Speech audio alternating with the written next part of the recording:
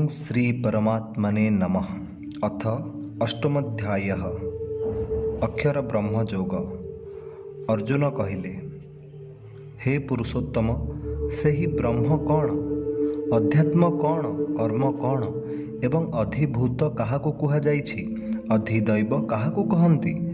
हे मधुसूदन, एठारे अधियज्ञ किए एवं से ଏହି ଶରୀରରେ କିପରି ଅଛନ୍ତି ତଥା ଯୁକ୍ତଚିତ୍ତ ପୁରୁଷଙ୍କ ଦ୍ୱାରା ମରଣ କାଳରେ ଆପଣ କିପରି ଜାଣି ହୁଅନ୍ତି। ଶ୍ରୀ ଭଗବାନ କହିଲେ, ପରମ ଅକ୍ଷର ହେଉଛି ବ୍ରହ୍ମ। ସ୍ୱଭାବ ବା ନିଜର ସ୍ୱରୂପ ଅର୍ଥାତ୍ ଜୀବାତ୍ମାକୁ ଅଧ୍ୟାତ୍ମ ବୋଲାଯାଏ ତଥା ପ୍ରାଣୀମାନଙ୍କ ଭାବ ଉତ୍ପନ୍ନ କରୁଥିବା ବିସର୍ଗ ଅର୍ଥାତ୍ ତ୍ୟାଗ ହିଁ କର୍ମ ବୋଲି କଥିତ ହୁଏ। ଉତ୍ପତ୍ତି ବିନାଶଶୀଳ ସମସ୍ତ ପଦାର୍ଥ ହେଉଛି ଅଧିଭୂତ। ହିରଣ୍ୟମୟ ପୁରୁଷ ହେଉଛନ୍ତି ଅଧିଦୈବ। ହେ ନରଶ୍ରେଷ୍ଠ ଅର୍ଜୁନ, ଏହି ଶରୀରରେ ମୁଁ ବାସୁଦେବ ହିଁ ଅନ୍ତର୍ଯ୍ୟାମୀ ରୂପରେ ଅଧିଯଜ୍ଞ ଅଟେ।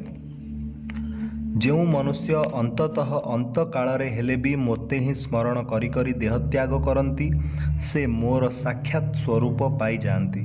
ଏଥିରେ ତିଳେ ମାତ୍ର ସନ୍ଦେହ ନାହିଁ। ହେ କୁନ୍ତିପୁତ୍ର ଅର୍ଜୁନ, ଏହି ମନୁଷ୍ୟ ଅନ୍ତକାଳରେ ଯେଉଁ ଯେଉଁ ଭାବ ସ୍ମରଣ କରି କରି ଶରୀର ତ୍ୟାଗ କରେ, ସେ ତାହା ହିଁ ପ୍ରାପ୍ତ ହୁଏ, କାରଣ ସେ ସବୁବେଳେ ସେହି ଭାବରେ ଭାବିତ ହୋଇ ରହିଥାଏ। ଅତଏବ ହେ ଅର୍ଜୁନ, ତୁମେ ସବୁ ସମୟରେ ନିରନ୍ତର ମୋତେ ସ୍ମରଣ କର ଓ ଯୁଦ୍ଧ ମଧ୍ୟ କର। ମୋତେ ଅର୍ପଣ କରାଯାଇଥିବା ମନ ବୁଦ୍ଧିରେ ଏହିପରି ଯୁକ୍ତ ହୋଇଗଲେ ତୁମେ ନିଃସନ୍ଦେହ ମୋତେ ହିଁ ପ୍ରାପ୍ତ ହେବ।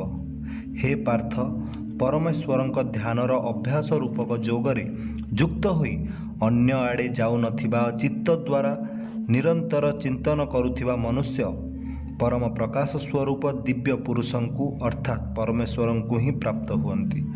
ଯେଉଁ ପୁରୁଷ ସର୍ବଜ୍ଞ, ଅନାଦି, ସର୍ବନିୟନ୍ତା, ସୁଖାତି ସୂକ୍ଷ୍ମ, ସମସ୍ତଙ୍କର ଧାରଣ ପୋଷଣକର୍ତ୍ତା, ଅଚିନ୍ତ୍ୟ ସ୍ୱରୂପ, ସୂର୍ଯ୍ୟ ସଦୃଶ ନିତ୍ୟ ଚେତନ, ପ୍ରକାଶ ରୂପ ଓ ଅବିଦ୍ୟାରୁ ସମ୍ପୂର୍ଣ୍ଣ ଅତୀତ ଶୁଦ୍ଧ ସଚ୍ଚିଦାନନ୍ଦ ଘନ ପରମେଶ୍ୱରଙ୍କୁ ସ୍ମରଣ କରନ୍ତି, ସେହି ଭକ୍ତିଯୁକ୍ତ ପୁରୁଷ ଅନ୍ତକାଳରେ ମଧ୍ୟ ଯୋଗ ବଳରେ ଦୁଇ ଭ୍ରୁଲତାର ମଧ୍ୟବର୍ତ୍ତୀ ସ୍ଥାନରେ ପ୍ରାଣକୁ ଭଲ ରୂପେ ସ୍ଥାପନ କରି ନିଶ୍ଚଳ ମନରେ ସ୍ମରଣ କରି କରି ସେହି ଦିବ୍ୟ ରୂପ ପରମ ପୁରୁଷ ପରମାତ୍ମାଙ୍କୁ ହିଁ ପ୍ରାପ୍ତ ହୁଅନ୍ତି।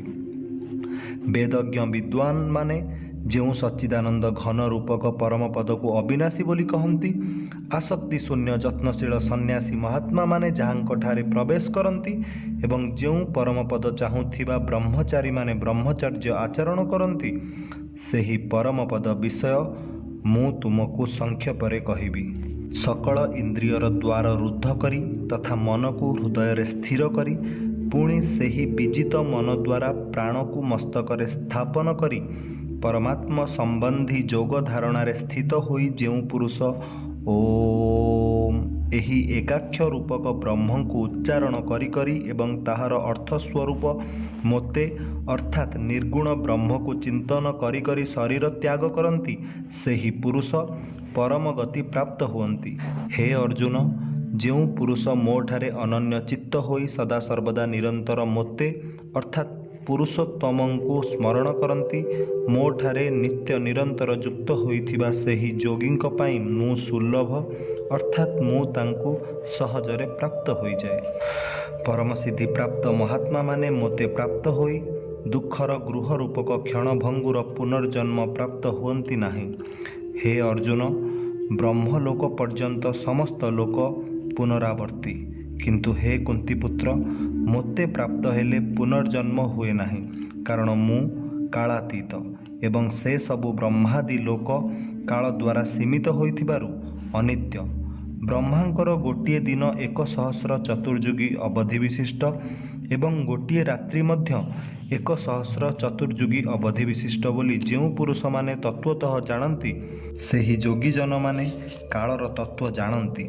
ସକଳ ଚରାଚର ଜୀବଗଣ ବ୍ରହ୍ମାଙ୍କ ଦିବସ ଆରମ୍ଭରେ ଅବ୍ୟକ୍ତରୁ ଅର୍ଥାତ୍ ବ୍ରହ୍ମାଙ୍କ ସୂକ୍ଷ୍ମ ଶରୀରରୁ ଉତ୍ପନ୍ନ ହୁଅନ୍ତି ଏବଂ ବ୍ରହ୍ମାଙ୍କ ରାତ୍ରି ଆରମ୍ଭରେ ବ୍ରହ୍ମାଙ୍କର ଅବ୍ୟକ୍ତ ନାମକ ସେହି ସୂକ୍ଷ୍ମ ଶରୀରରେ ହିଁ ଲୀନ ହୋଇଯାଆନ୍ତି। ହେ ପାର୍ଥ, ସେହି ଭୂତ ସମୁଦାୟ ହିଁ ବାରମ୍ବାର ଉତ୍ପନ୍ନ ହୋଇ ପ୍ରକୃତିର ପରବଶ ହେବାରୁ रात्रिर प्रवेश काल रे लीन हुअन्ति एवं दिवसर प्रवेश काल रे पुनर्बार उत्पन्न हुअन्ति। उक्त अव्यक्त ठारू मध्य जेउ अति श्रेष्ठ अर्थात जेउ विलक्षण सनातन अव्यक्त भाव अछन्ति सेही परम दिव्य पुरुष सकल चराचर प्राणी नष्ट होईगले मध्य नष्ट हुअन्ति नाही। जेउ अव्यक्त को अक्षर बोली कुहा जाइछि सेही अक्षर नामक अव्यक्त भाव को परम गति कहन्ति तथा जेउ सनातन अव्यक्त भाव प्राप्त हेले मनुष्य आउ फेरी आसे नाही ताहा मोर परम धाम अटे। हे पार्थ, जेउ परमात्मा अंतर्गत होई सकल जीव अछन्ति एवं जेउ सच्चिदानंद घन परमात्मा द्वारा एही समग्र जगत परिपूर्ण सेही सनातन अव्यक्त परम पुरुष अनन्य भक्ति द्वारा ही प्राप्त होई पारंती। हे अर्जुन, जेउ काल रे गले शरीर छाड़ी जाउथिबा जोगी माने अणलेउटा गति प्राप्त हुअन्ति, जेउ काल रे शरीर छाड़ी जाउथिबा जोगी माने लेउटी आसीबा गति ही प्राप्त हुअन्ति, मु सेही दुई कालर अर्थात दुई मार्गर कथा कहिबी।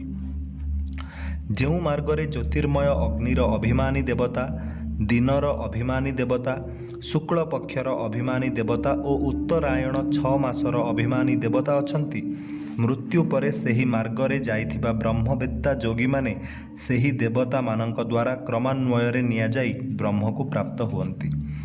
जेउ मार्गरे धूमाभिमानी देवता, रात्रि अभिमानी देवता, कृष्ण पक्षर अभिमानी देवता एवं दक्षिणायन 6 मासर दक्षिणायनर अभिमानी देवता अछन्ति, मृत्यु परे सेही मार्गरे जाइथिबा सकाम कर्मी जोगी उपरोक्त देवता मानक द्वारा क्रमशः ऊर्ध्व लोक को निया जाई चंद्रमा ज्योति प्राप्त होई स्वर्गरे निजे शुभ कर्मर फल भोग करि सारी फेरी आसंती। कारण जगतरे शुक्ल और कृष्ण एही दुई मार्ग को अर्थात देवजान और पितृजान मार्ग को सनातन बोली ग्रहण करा जाए। ए दुईटी मध्यरु गोटी को धरी गमन कले आउ प्रत्यावर्तन करने को पड़े नहीं, परम गति मिले एवं अन्यटी को धरी गमन कले पुणी फेरी आसवाक हुए अर्थात जन्म मृत्यु प्राप्त हुए। हे पार्थ, एपरी भावरे एही दुई मार्ग को तत्वतः जाणीगले कौनसी जोगी आउ मोहग्रस्त हुअन्ति नाही। तेणु हे अर्जुन, तुमे सर्वदा समबुद्धि रूपक जोगरे युक्त हुओ अर्थात निरंतर मोर प्राप्ति पाई साधनारत हुओ। जोगी पुरुष एही रहस्य तत्वतः जानी जाई वेद पाठ तथा यज्ञ तप और दानादि कर्म मानकरू जो पुण्य फल मिले बोली कुहा जाइछि से सबु निसंदेह अतिक्रम करि जान्ति ओ सनातन परम पद प्राप्त हुअन्ति।